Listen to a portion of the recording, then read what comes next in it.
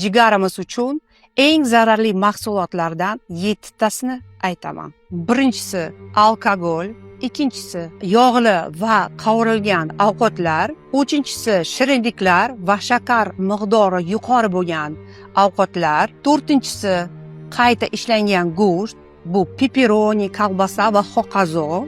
Beshinchisi bu margarin va gidrogenlangan yog'lar. Oltinchisi ko'p miqdorda achchiq sabzavotlar va yettinchisi kimyoviy konservantlar, kriyeshka, chips va turli mahsulotlar kiradi. Endi foydalilarni sanaymiz.